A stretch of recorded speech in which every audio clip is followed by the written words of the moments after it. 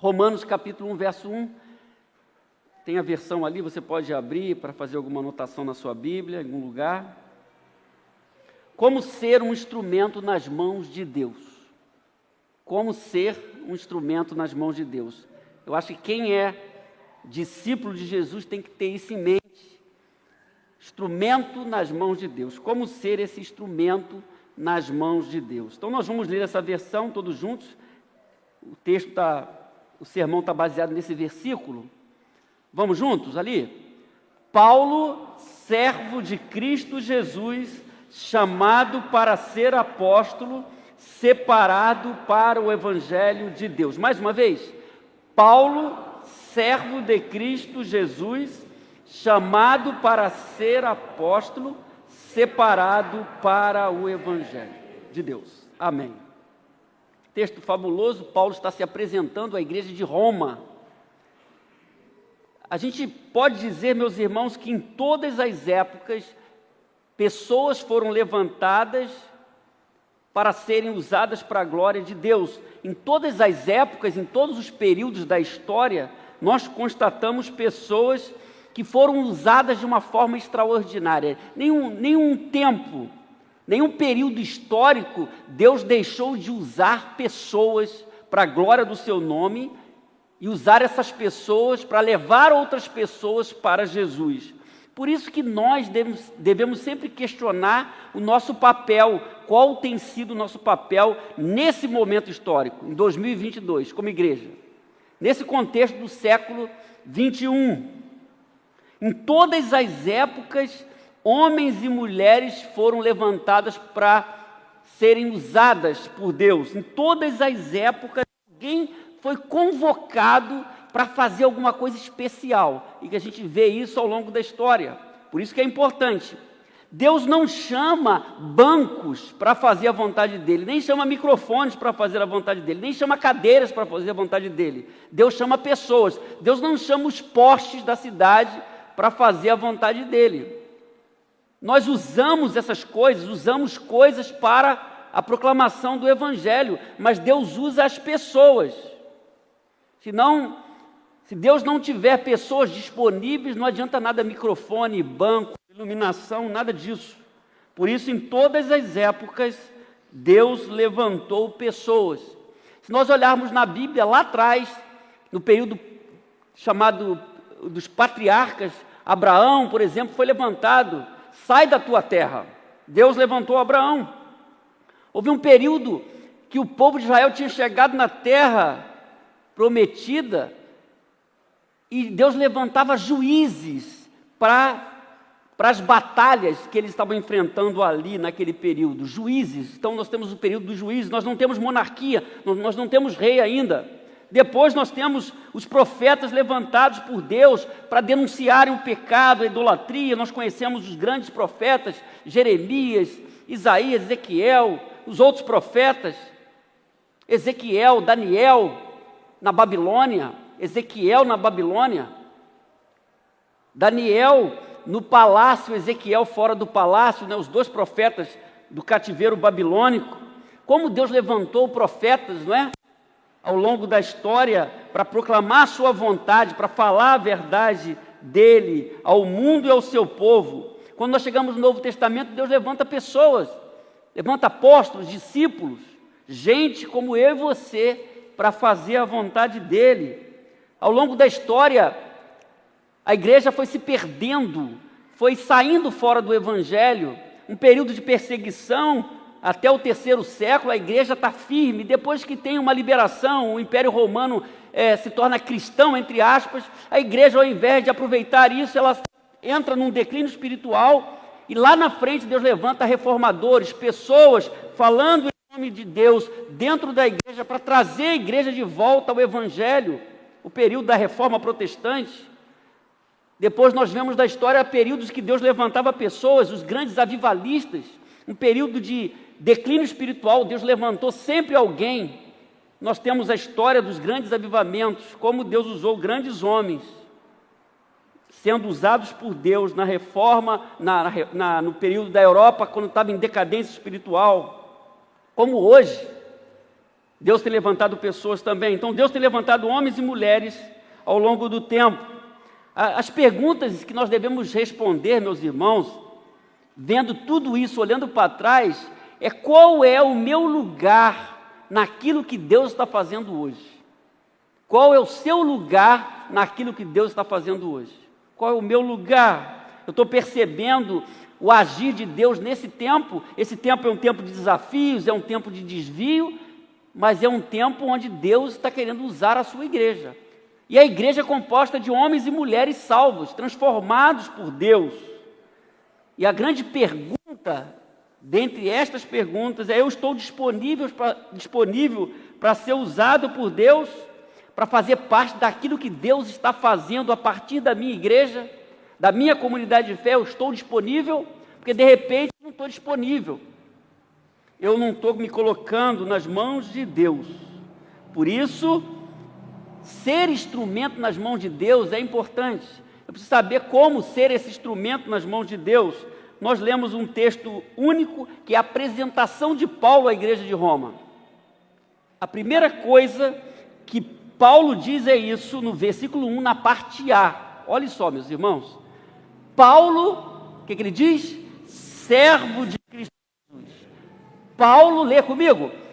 Paulo, servo de Cristo Jesus. Ele está se apresentando. Paulo, servo. E aqui ele já é o Paulo, já é o conhecido, já é o apóstolo Paulo. Ele diz: Paulo, servo de Jesus Cristo. Servo. E a gente vai entender bem o que é esse servo. Mas antes eu queria dizer aos irmãos que hoje, quando as pessoas se apresentam, até mesmo no ambiente religioso, elas vão em outra direção, não é mesmo?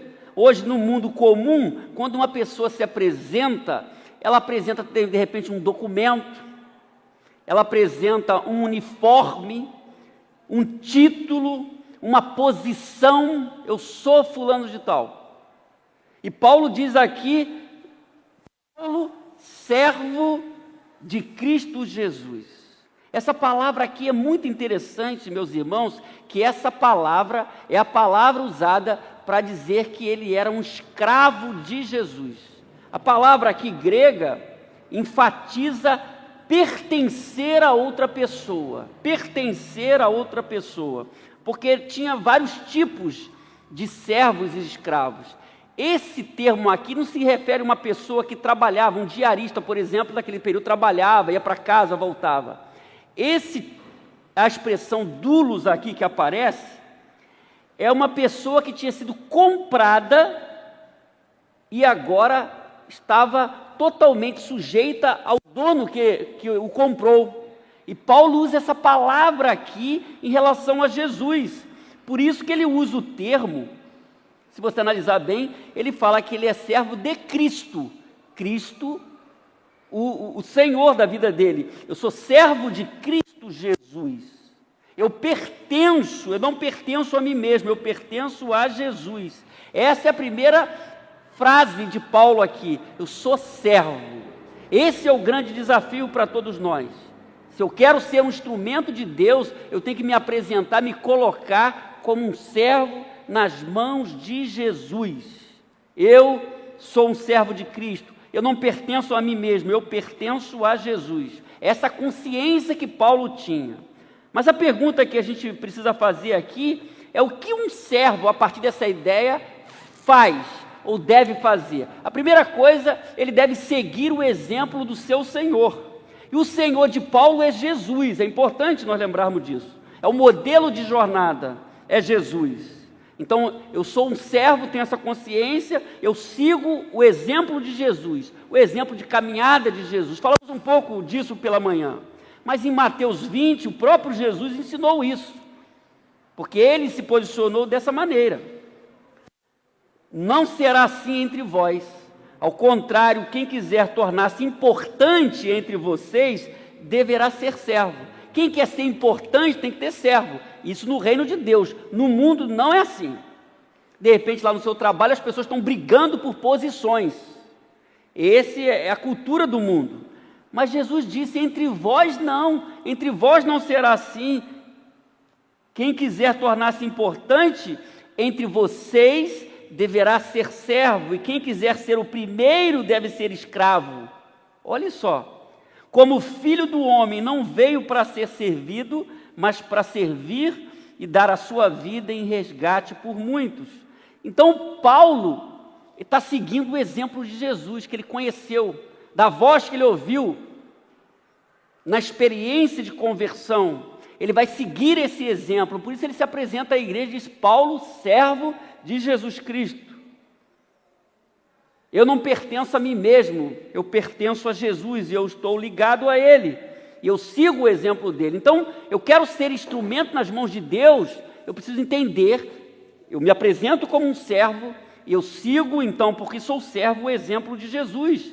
Mas há uma segunda coisa que um servo deve fazer: ele deve demonstrar fidelidade ao seu Senhor. Ele segue o exemplo do seu Senhor, ele demonstra fidelidade ao seu Senhor. Ele pertence ao seu Senhor. O próprio Paulo, escrevendo à igreja de Corinto, ele diz: portanto, que todos nos considerem servos de Cristo, encarregados dos mistérios de Deus. Olha só, o que se requer desses encarregados, desses despenseiros? Paulo diz: que eles sejam fiéis, ou sejam encontrados fiéis. Quer dizer, eu sou dispenseiro, sou encarregado dos mistérios de Deus, mas eu não faço isso de qualquer maneira.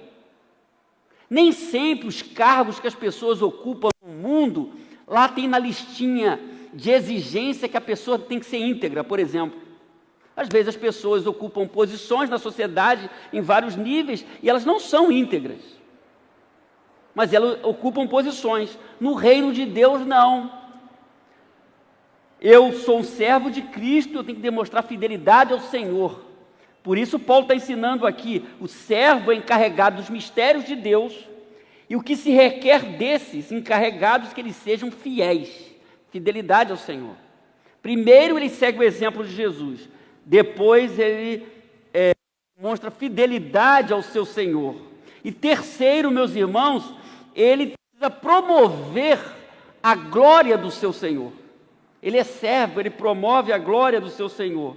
Num dado momento, escrevendo à igreja de Corinto, Paulo diz: eu plantei, Apolo regou, mas Deus é quem fez crescer. Olha só, eu plantei, quer dizer, a minha participação foi importante, Apolo regou, outro servo, mas quem fez a coisa acontecer foi quem, meus irmãos? Foi Deus. Eu plantei, Apolo regou, mas Deus fez crescer. Aqui, algumas pessoas plantaram em 1951, outros fizeram a sua parte, regaram, mas em todo o tempo, Deus usando este ou aquele, Deus está fazendo crescer. Amém? Eu plantei, Apolo regou, mas Deus é quem fez crescer. Então, se eu tenho esse entendimento como servo, eu estou promovendo a glória de Deus. Você está sendo usado por Deus, você tem que promover a glória de Deus.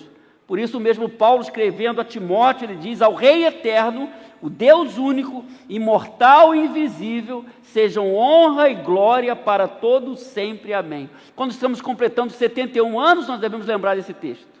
Os dois. Vamos ler juntos o segundo texto, Timóteo ali, vamos? Ao Rei eterno, o Deus único, juntos, não estou ouvindo os irmãos. Ao Rei eterno, o Deus único, imortal, invisível, sejam honra e glória para todos sempre. Amém. Nós somos servos, nós não promovemos o nosso nome, nós promovemos o nome de Jesus. Amém? Porque Ele nos comprou, nós somos servos de Jesus. Por isso a ideia de Paulo ao falar Paulo, servo de Jesus Cristo, a palavrinha ali é alguém que foi comprado, e nós fomos comprados com o sangue do Cordeiro, nossa redenção. Ele é o nosso dono, não é? E nós estamos fazendo a vontade dele. Então, meus irmãos, note bem, eu quero ser um instrumento nas mãos de Deus, eu preciso me colocar como um servo nas mãos dele. O servo tem Jesus como exemplo, o servo, ele tem consciência da sua posição de dispenseiro e ele demonstra fidelidade, ele presta conta ao seu Senhor e ele promove o nome do seu Senhor. Por isso que nós promovemos o nome do Senhor, nós adoramos o Senhor, nós reconhecemos a grandeza do Senhor. Primeiro segredo, então, para eu ser um instrumento nas mãos de Deus, eu preciso me apresentar como um servo, simplesmente um servo nas mãos do Senhor. Uma canção antiga que dizia isso, apenas servo e nada mais, não é? Na canção do Logos antiga, apenas servo e nada mais. Mas no mundo a gente tem essa contradição, a gente tem essa luta, né? Que as pessoas no mundo estão debaixo de outros princípios. E nós que somos servos de Cristo, nós não podemos viver dessa forma. Nós estamos aqui para viver para a glória de Deus, para seguir o exemplo de Jesus, para prestar conta a Ele e para promover o nome dEle. Amém? Então se apresente como um servo. Segundo, para ser um instrumento nas mãos de Deus, você precisa reconhecer. Você deve reconhecer a natureza do seu chamado. Paulo diz, vamos ler avançando o texto juntos? Paulo, servo de Cristo Jesus, chamado para ser apóstolo. Chamado para ser apóstolo. Paulo, ele tem consciência da natureza do seu chamado. Ele sabe quem ele é. Ele foi chamado para ser apóstolo. Apóstolo. No sentido bíblico, o apóstolo é alguém que é enviado, não é? O apóstolo tem a ideia daquele no tempo bíblico que tinha autoridade sobre a igreja, que vai orientar a igreja. Por isso que no Novo Testamento você tem uma passagem dos apóstolos, você tem as cartas apostólicas que devem fundamentar a igreja, e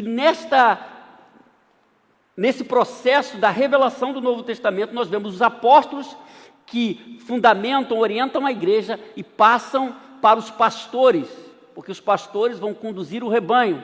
Então nós temos um trabalho de apóstolo para pastores no Novo Testamento. Hoje, de uma forma muito estranha, nós temos pastores para apóstolos. As pessoas estão invertendo, às vezes por querem um título apenas, não é? Mas o apóstolo Paulo foi o último apóstolo, a gente vê no Novo Testamento, apóstolos para os pastores, não pastores para apóstolos, porque os apóstolos tinham essa autoridade, escreveram a Escritura, tinham essa autoridade, não tem ninguém mais escrevendo a Escritura hoje. E os pastores, então, seguem a partir das orientações apostólicas. Por isso que a igreja é fundamentada na doutrina dos apóstolos, tendo Jesus como pedra principal. Paulo, então, meus irmãos, ele é um instrumento de Deus e ele reconhece o chamado, a natureza do seu chamado. Ele é um apóstolo. Mas Deus levantou apóstolo, levantou outras pessoas, mesmo no tempo de Paulo. Deus está levantando pessoas hoje. E toda pessoa convertida é levantada para ser um instrumento nas mãos de Deus, e precisa saber o seu chamado. Saber o seu chamado aqui também, a gente pode dizer saber o seu lugar, porque Paulo sabia o seu lugar. Ele sabia o seu lugar. E nós devemos saber o nosso lugar, a nossa função. Paulo teve uma função importante, foi levantado para ser apóstolo fora do tempo, ele mesmo vai dizer isso. Porque depois dos 12, Paulo é chamado de uma forma muito específica e é um instrumento muito valioso nas mãos de Deus. Quando nós lemos todo o seu trabalho e a última carta a Timóteo, 2 Timóteo, a gente vê ali a sua apresentação final, dizendo que seu momento está chegando, né? Aguardava a morte numa prisão, 2 Timóteo. Então, se eu quero ser um instrumento nas mãos de Deus, eu me apresento como um servo e eu reconheço o chamado que Deus me fez, o meu lugar nesse processo, e me coloco como instrumento nas mãos de Deus. Ninguém que foi transformado, salvo, está fora do plano de Deus. Ninguém. Há posições diferentes, mas todos devem desenvolver uma posição, entender o que Deus quer na vida, né? O servo de Deus precisa saber o que Deus quer em sua vida. Hoje você sabe, você faz parte dessa igreja, ou faz parte de outra igreja, você sabe o seu lugar no reino de Deus, porque Paulo sabia, eu sou o servo chamado para ser apóstolo, eu sei o meu chamado. Deus tem um propósito maior, que Paulo cumpriu, que outros cumpriram, que nós cumprimos o plano maior de Deus, nós estamos compartilhando a boa notícia. Dentro desse plano maior, Deus quer usar você de uma forma específica. Você entende isso, você sabe o seu lugar, é importante isso. Você não pode deixar ver a banda passar, está bonito, você fala, está cantando bonito, quando não canta bonito você diz, está cantando, não está legal o som que está saindo. Não, você tem que participar do projeto de Deus. É isso, um servo, um instrumento nas mãos de Deus. Amém? Terceiro, para ser um instrumento nas mãos de Deus, você deve também dedicar-se na tarefa de proclamar o Evangelho. Paulo, servo de Cristo Jesus, chamado para ser apóstolo, lê comigo essa última expressão ali, separado para o Evangelho de Deus. Separado para o Evangelho de Deus. Tanta gente bate no peito, né, e fala, eu fui separado para isso, para aquilo, né? Paulo diz com orgulho, separado para o Evangelho. Separado para o Evangelho. Ele, o grande Paulo, que perseguiu a igreja no passado, transformado, eles agora separado para o Evangelho. É interessante que nós analisamos o chamado de Paulo, a vida de Paulo, escrevendo aos Gálatas 1,15. Gálatas 1,15, olha só o que está escrito ali. Paulo diz, mas Deus me separou dentre o ventre materno e me chamou por sua graça. Quando, depois da sua conversão, ele tinha essa convicção. Mas Deus me separou. Quer dizer, ele tinha essa consciência que ele havia sido separado para proclamar o Evangelho. Quando lá na frente a igreja está reunida, em Atos 13, é interessante marcar esse tempo. A palavra de Deus diz de Lucas, que escreve o livro de Atos, ele diz, enquanto adoravam o Senhor e jejuavam, disse o Espírito Santo, quer dizer, Deus falou com a igreja, separem-me Barnabé e Saulo para a obra a que os tenho chamado. Olha só, dentro da comunidade há um chamamento específico, porque tinham que sair pelo mundo proclamando o Evangelho. Enquanto estavam ali na presença de Deus, em oração, em consagração, o Espírito falou para separar Barnabé e Saulo. Então você tem aí o início da primeira viagem missionária. E eles saem para proclamar o Evangelho. Então, se você quer ser um instrumento, você tem que se dedicar na proclamação do Evangelho. Às vezes as pessoas querem ser de Jesus e parece que é uma marca. Parece que algumas igrejas passaram a ser uma marca, como uma grande loja de departamento. E a pessoa parece que é legal, né? Falar que é um membro de igreja, um evangélico, a coisa está meio esvaziada, né? Mas se você é um servo de Deus, não pertence a si mesmo. Você está aqui, foi levantado para proclamar o Evangelho. Proclamar o Evangelho. Paulo, servo, chamado e separado. Paulo, servo, chamado e separado. Agora, meus irmãos, nós estamos falando da boa notícia. Nós temos uma boa notícia. A boa notícia é Jesus, não é? A nossa notícia é a revelação de Deus. Nós não precisamos inventar. Nós temos uma boa notícia. A notícia é parte das Escrituras. Paulo diz, todavia não me importo, nem considero a minha vida de valor algum para mim mesmo, se tão somente puder terminar a corrida e completar o ministério que o Senhor Jesus me confiou. Qual é o ministério que o Senhor Jesus confiou? De testemunhar do Evangelho da graça de Deus. Às vezes a gente ouve tanta coisa hoje que está distante do Evangelho genuíno. As pregações hoje parecem, algumas delas, que não parecem Evangelho, porque não partem da palavra de Deus, do Evangelho. Então as pessoas estão falando coisas esquisitas, porque elas não estão testemunhando fielmente as Escrituras. No passado sempre foi assim, né? Quem foi separado testemunha fielmente as Escrituras.